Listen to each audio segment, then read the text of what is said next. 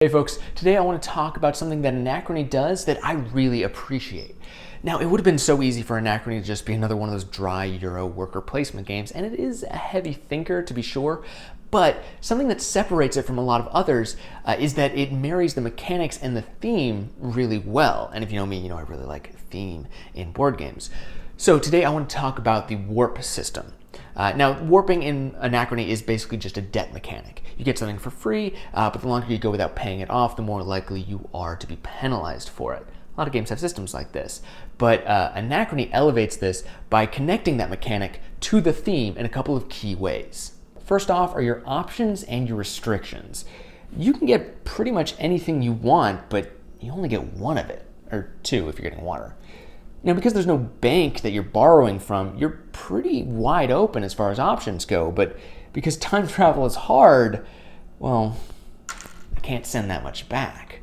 And if you're sending a person back, there's an extra cost to that too, probably because time travel is horrifying.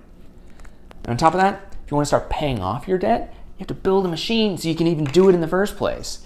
It's just kind of insidious, but in the best way, because it's easy to get yourself into a sticky situation.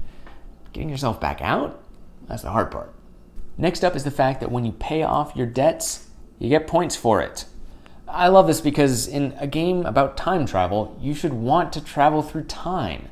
If it was just debt, players could easily ignore it and get their resources the old-fashioned way. But by rewarding players for paying off their loans, you're also engaging them in a central mechanic of the game. And it doesn't feel pasted on either, because the time travel theme is so strong throughout the game that it makes sense that if you fix the timeline, people are going to be happy about it. And lastly, I love the mechanic of how people earn paradox tokens. You only roll for paradoxes if you have the most or are tied for the most warps on each era. Basically, if you're the one getting the timeline all funky with your requests, you're the one who's going to have to pay for it.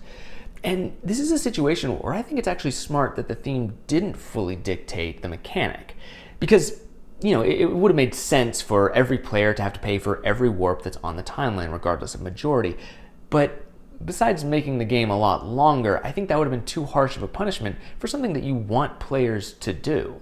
So I'm glad that they went with something that feels right, even though it's not a perfect thematic translation. So that's all I have to say about that. If you'll excuse me, there's a request in from 2018 Shay. He's looking for something colorful to put in the background of his Gloomhaven video. I think I finally have just the thing. See, I really like The Mandalorian, so I'm going to send him this baby Yoda pillow that I just got. It'll be a fun little Easter egg. Oh, you don't believe in time travel? You sure about that?